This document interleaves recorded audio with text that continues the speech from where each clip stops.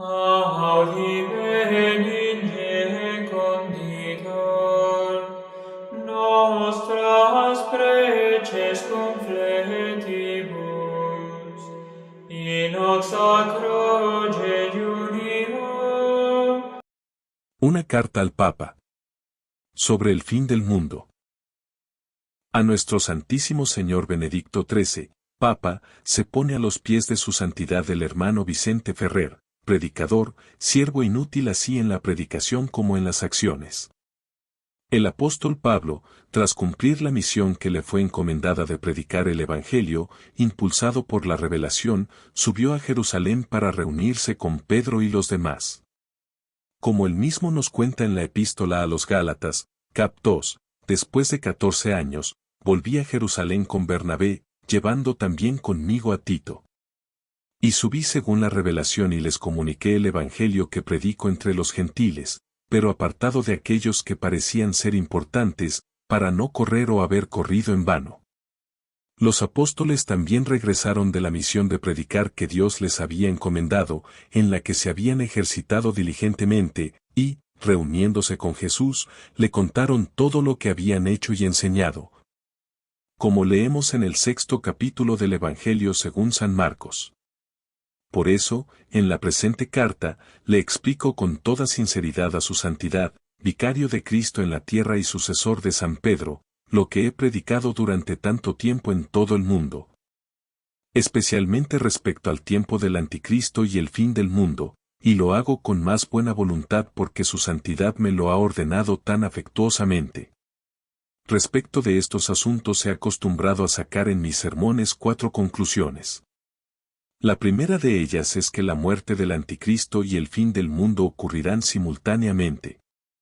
La brevedad de la duración del mundo tras la muerte del anticristo me ha llevado a esta conclusión, pues en ninguna parte de la Biblia ni en los escritos de los doctores puedo encontrar un plazo más largo asignado por Dios para el arrepentimiento de aquellos a quienes el anticristo ha seducido que 45 días después de su muerte.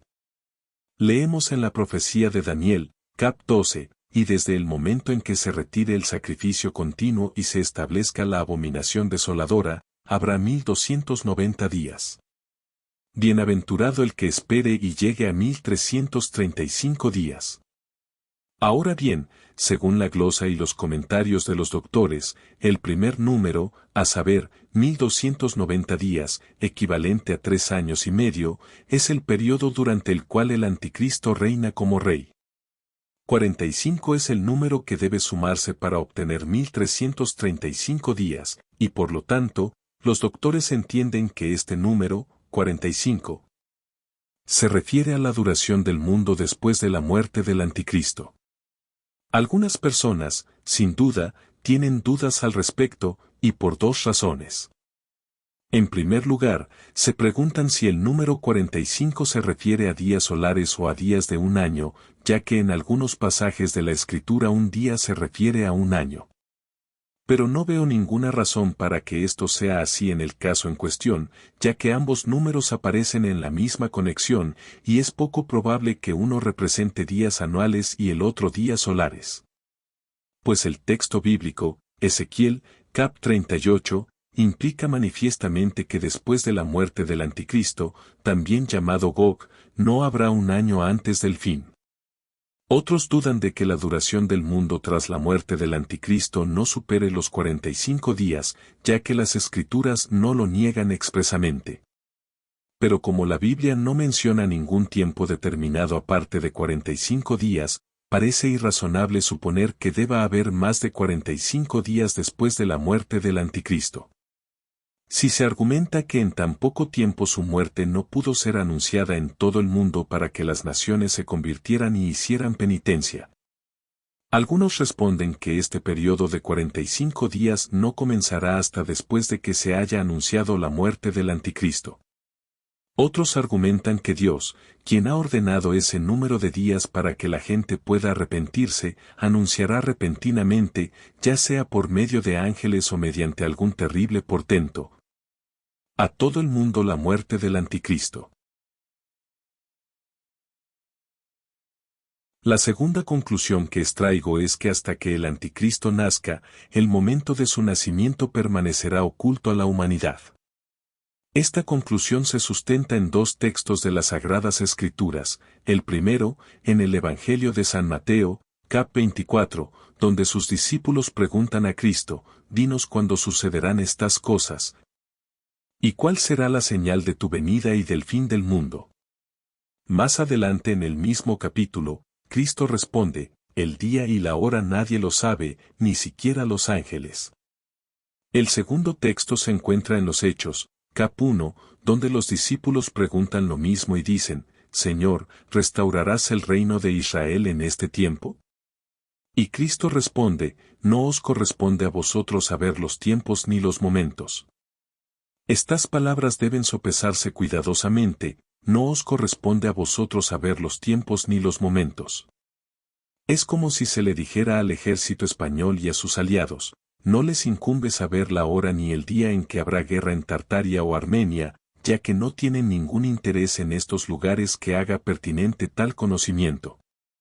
Al contrario, es vital que los propios tártaros y armenios, incluso los campesinos, sepan cuándo ocurrirá tal guerra para estar prevenidos. Así pues, aunque hubo revelaciones esclarecedoras de la sabiduría divina sobre estos asuntos, no era necesario que los apóstoles y doctores de los primeros tiempos de la Iglesia conocieran el momento de la venida del Anticristo y el fin del mundo, pero tras su nacimiento, conviene que los hombres, aunque sean pecadores o tan ignorantes como para no saber nada de los apóstoles y doctores, sepan de este nacimiento, para que estén prevenidos y preparados.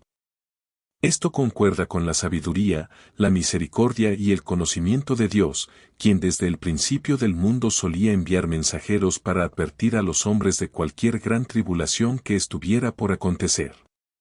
Noé fue advertido antes del diluvio, Moisés antes de la liberación de Israel, Amós antes de la destrucción de Egipto, y así sucesivamente. Los santos Domingo y Francisco, y sus respectivas órdenes, son advertidos antes de la venida del Anticristo y el fin del mundo, ya que de ambos la liturgia dice que se supone que precederán a la destrucción del mundo. La verdad de esta conclusión demuestra la falsedad de dos opiniones. Una es la que sostiene que debe transcurrir el mismo tiempo desde la encarnación hasta el fin del mundo que el transcurrido desde la creación hasta la encarnación.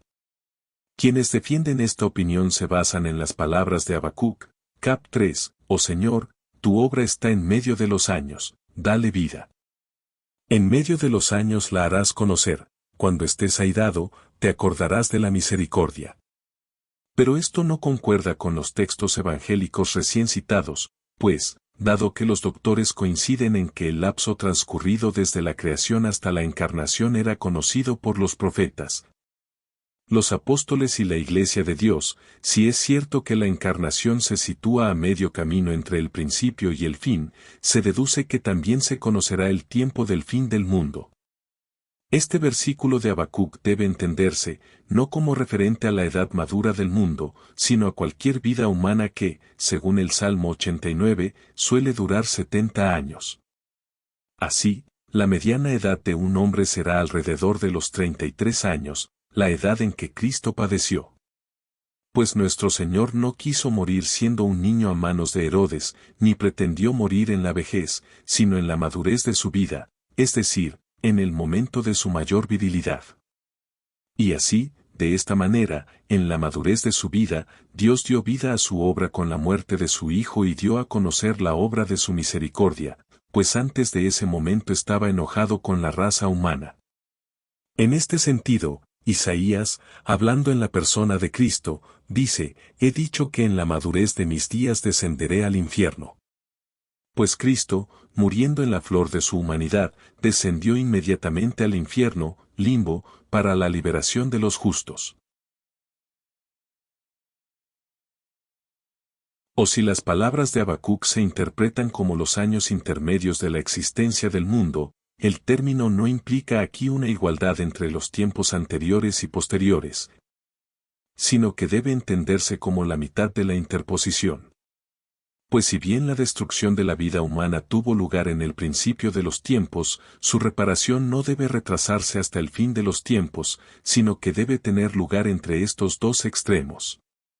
El bienaventurado Gregorio utiliza esta forma de hablar cuando dice que Cristo resucitó de entre los muertos en plena noche, ya que resucitó al amanecer, que se sitúa entre el comienzo de la noche y su fin, es decir, por interposición, no por igualdad.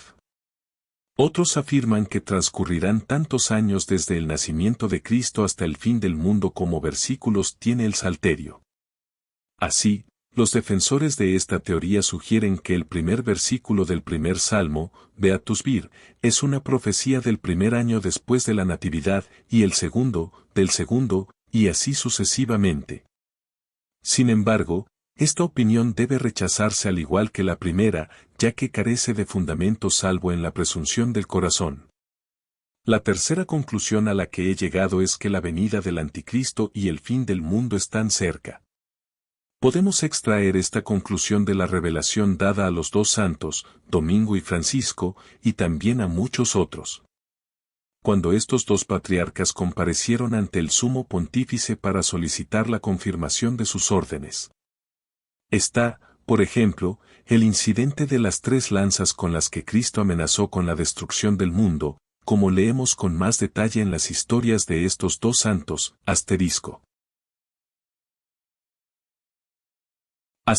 profundizaremos sobre este último hecho, un extracto del sermón de San Vicente en la festividad de Santo Domingo, que detalla este incidente, no deja de ser interesante. Una noche, mientras el bienaventurado Domingo rezaba en cierta iglesia, mientras el bienaventurado Francisco estaba en otra, Cristo se les mostró con 3 lanzas con la intención de destruir el mundo.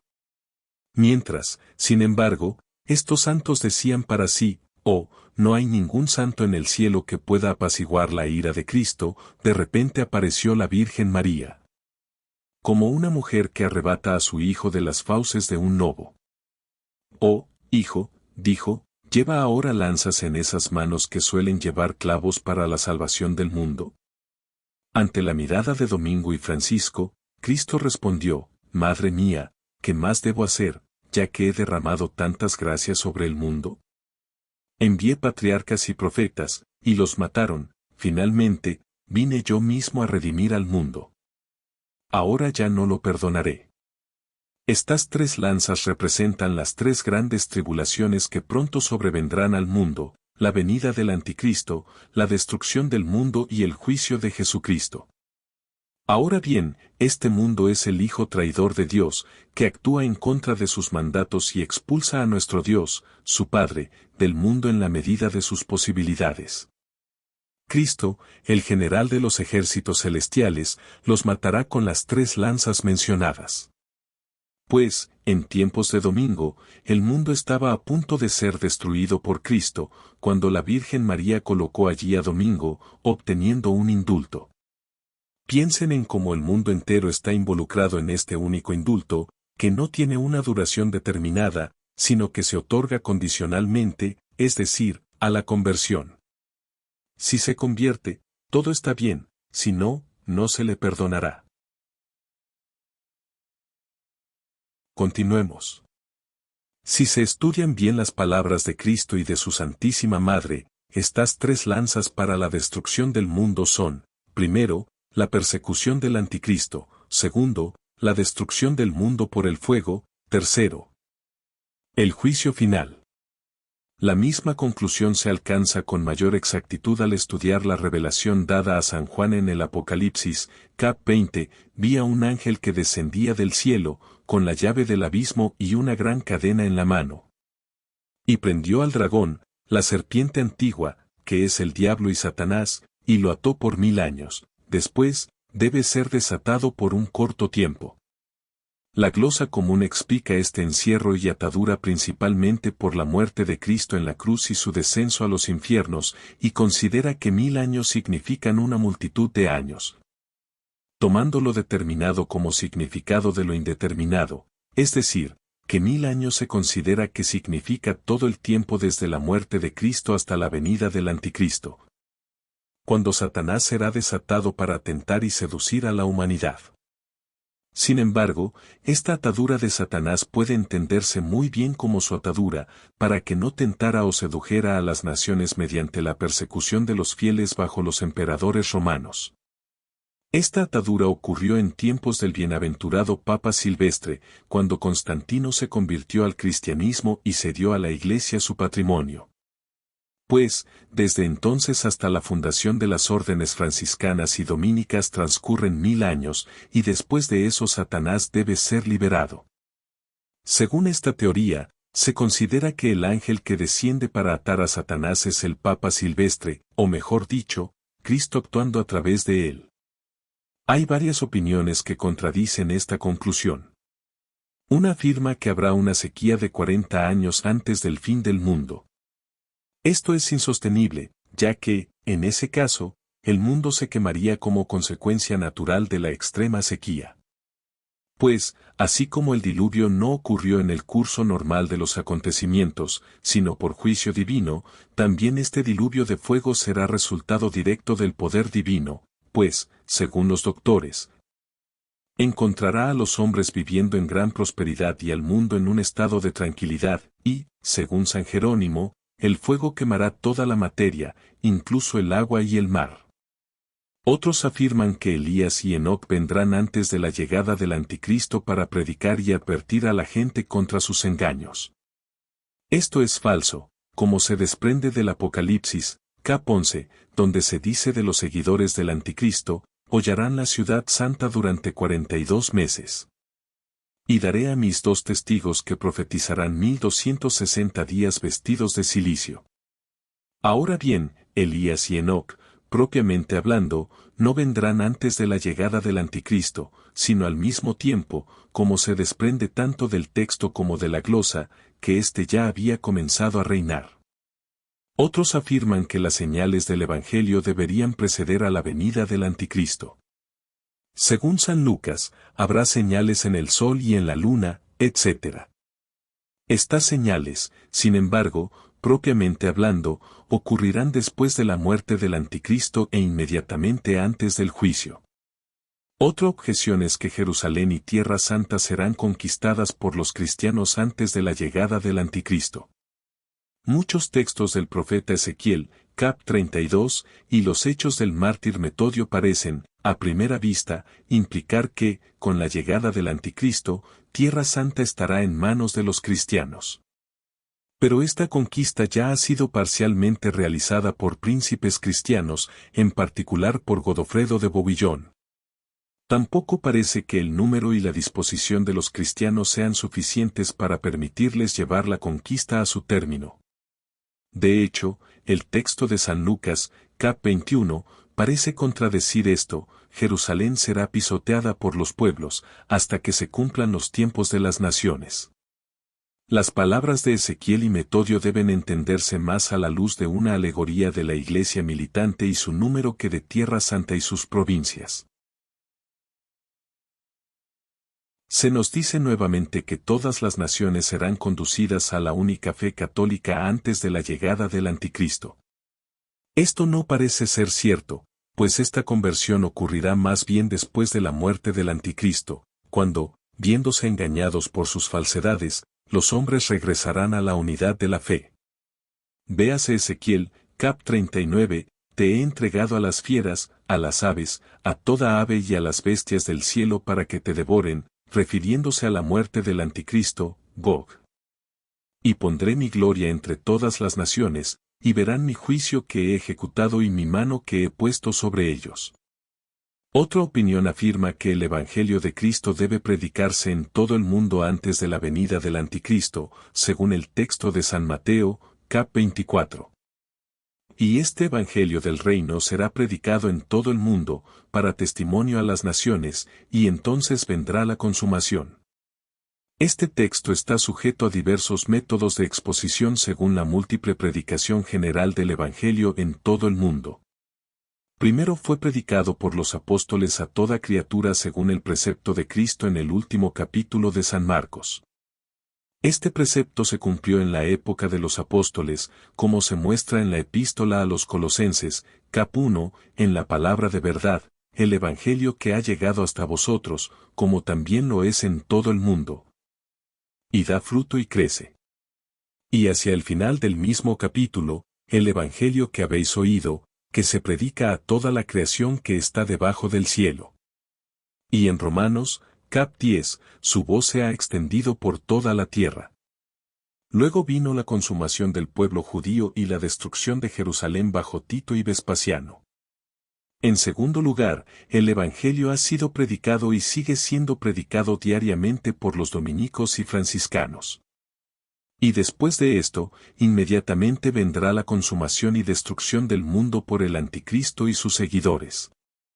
La tercera predicación del Evangelio por todo el mundo tendrá lugar después de la muerte del Anticristo por ciertos fieles de cada nación, quienes habrán sido maravillosamente preservados por Dios para la conversión del resto. Y entonces vendrá la consumación final del mundo. La cuarta conclusión a la que he llegado es que el tiempo del Anticristo y el fin del mundo ocurrirán en un corto periodo de tiempo, un periodo misericordiosamente corto y extremadamente rápido. Esta conclusión, aunque en esencia se encuentra en la primera homilía de San Gregorio, sin embargo, en sentido estricto y propio, la demuestro de muchas maneras diferentes. En primer lugar, de las revelaciones recibidas por los santos Domingo y Francisco, de las que ya he hablado. Mediante esta revelación se manifiesta que la duración total del mundo depende de cierta prolongación condicional obtenida por la Virgen María con la esperanza de la corrección y conversión del mundo mediante las mencionadas órdenes. Pues Cristo dijo a la Santísima Virgen, si el mundo no se corrige y se convierte mediante estas órdenes, ya no lo perdonaré. Dado que, por lo tanto, la conversión y la corrección del mundo no se han seguido, sino más bien al revés, pues abundan mayores crímenes y maldades, y, lamentablemente, debemos admitir que estas mismas órdenes religiosas, que fueron dadas para la conversión y corrección del mundo, son en realidad tan moribundas y relajadas que se mantiene poca observancia religiosa en ellas. El hombre observador debe admitir que esta conclusión está ampliamente demostrada. En segundo lugar, la misma conclusión se extrae de otra revelación, muy certera, a mi entender, recibida hace poco más de 15 años por un religioso de la orden dominicana. Este religioso se encontraba muy enfermo y oraba con fervor a Dios por su recuperación, para poder predicar de nuevo la palabra de Dios como solía hacerlo con gran fervor y ardor. Finalmente, mientras oraba, estos dos santos se le aparecieron como en un sueño, a los pies de Cristo, suplicando con gran fervor. Finalmente, después de haber orado así durante un largo rato, Cristo se levantó y, con uno a cada lado, bajó hasta donde estaba este mismo religioso, que yacía en su lecho. Entonces, Cristo, tocándolo con cariño con el dedo de su santísima mano, le dio una comprensión interior muy clara de que, a imitación de estos santos, debía recorrer el mundo predicando como lo habían hecho los apóstoles. Y que él, Cristo, esperaría misericordiosamente esta predicación para la conversión y corrección de la humanidad antes de la venida del Anticristo. Al instante, al toque de los dedos de Cristo, el mencionado religioso se levantó enteramente curado de su enfermedad. Mientras cumplía diligentemente la misión apostólica divinamente encomendada, la providencia, en testimonio de la verdad, le dio a este religioso no solo numerosas señales como las que le había dado a Moisés, sino también la autoridad de las divinas escrituras como la que le había dado a Juan el Bautista, pues, debido a la dificultad de esta misión y al escaso peso de su propio testimonio, estaba sumamente necesitado de ayuda. Por lo tanto, de los 3 mensajeros divinos enviados a los hombres por la divina providencia bajo el nombre de ángeles, muchos creen que él fue el primero, de quien Juan escribió. Vi volar por en medio del cielo a otro ángel que tenía el Evangelio eterno para predicarlo a los moradores de la tierra y a toda nación, lengua, tribu y pueblo, diciendo a gran voz, temed al Señor y dadle honor, porque ha llegado la hora de su juicio. Y adorad a aquel que hizo el cielo y la tierra, el mar, la fuente y las aguas. El que pueda, que entienda. Desde entonces el susodicho religioso lleva 13 años viajando por el mundo, y sigue viajando todavía, predicando cada día y en muchos trabajos, y aunque ya es un hombre viejo, de más de 60 años. Todavía mantiene esta conclusión como muy cierta. La misma conclusión me llega también por otra revelación que escuché de cierto hombre santo y devoto, según lo considero. Cuando predicaba en la provincia de Lombardía por primera vez hace 11 años, vino a mí desde Toscana un hombre enviado, según dijo, por ciertos santísimos ermitaños de gran austeridad, para decirme que una revelación divina había sido hecha a varios de estos hombres, el nacimiento del anticristo ya había ocurrido y debía ser anunciado al mundo para que los fieles se prepararan para tan terrible combate. Por lo tanto, me habían enviado al mencionado ermitaño para que lo anunciara al mundo. Sí, entonces, como se desprende de estas revelaciones, es cierto que el anticristo ya había cumplido 9 años de su vida maldita, entonces se deduce que mi conclusión también es cierta. Otra clara revelación que escuché estando en Piamonte, contada por un comerciante veneciano en cuya palabra puedo confiar, confirma esta conclusión. Estaba en el otro lado del mar, en cierto convento de los frailes menores, y asistía a las vísperas en cierto día festivo. Al final de las vísperas, 2 pequeños novicios, según su costumbre, cantando el Benedicamus Domino, quedaron visiblemente absortos en éxtasis durante un tiempo considerable. Finalmente, gritaron juntos, hoy, a esta hora, ha nacido el anticristo, el destructor del mundo. Esto llenó de miedo y asombro a los presentes, y entre quienes lo oyeron estaba el veneciano que me contó el suceso. Cuando lo interrogué e indagué sobre este suceso, descubrí que había ocurrido 9 años antes, lo que corrobora aún más lo que ya he dicho. Esta misma conclusión se ve corroborada por muchas otras revelaciones recibidas por muchas otras personas devotas y espirituales. Pues, viajando como lo hago por muchas regiones, provincias, reinos, ciudades y pueblos, muchas personas devotas y espirituales acuden a mí, refiriéndose con certeza a la venida del anticristo y al fin del mundo. Lo cual han recibido en muchas y muy diversas revelaciones, y en todas ellas hay la mayor concordia. Innumerables demonios, obligados a confesar la verdad, han dicho lo mismo. En muchas partes del mundo, he visto a muchas personas poseídas por el demonio, llevadas ante uno de los sacerdotes de nuestra compañía para exorcizarlas. Cuando el sacerdote comenzó a exorcizarlas, hablaron abiertamente del tiempo del anticristo, de acuerdo con lo ya dicho, gritando a voz en cuello y con terror, para que todos los presentes pudieran oírlas.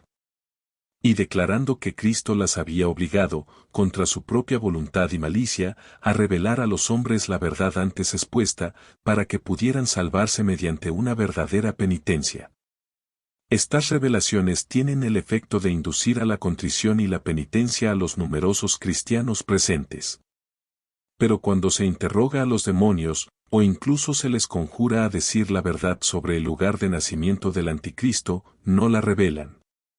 De todo lo anterior, sostengo la opinión, que considero bien fundada, aunque no lo suficientemente probada como para predicarla, de que ya han transcurrido 9 años desde el nacimiento del anticristo. Pero esto lo predico con certeza y seguridad, confirmando el Señor mi palabra con muchas señales, que en un tiempo extremadamente corto vendrá el reinado del anticristo y el fin del mundo. Nuestro Señor Jesucristo, previendo que esta doctrina sería inaceptable para las personas carnales y los amantes de este mundo, dijo en el Evangelio de San Lucas, cap 17, y sucedió en los días de Noé.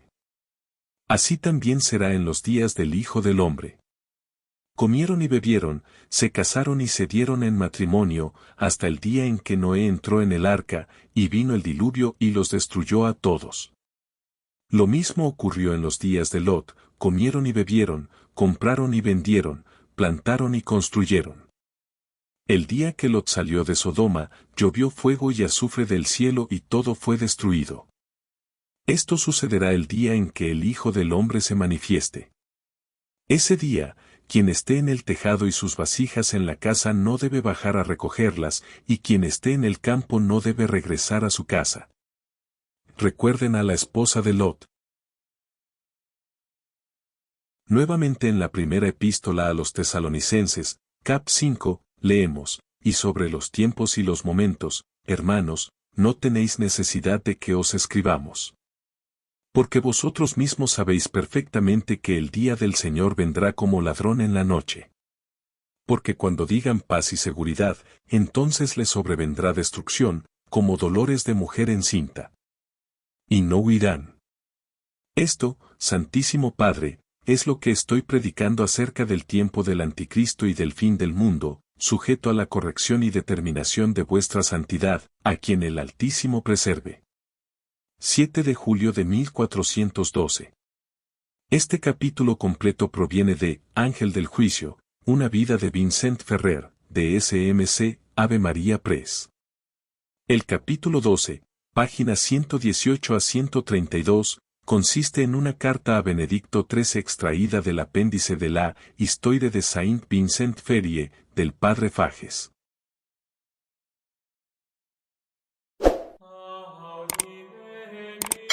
Cor tuum regnavit, o Marie.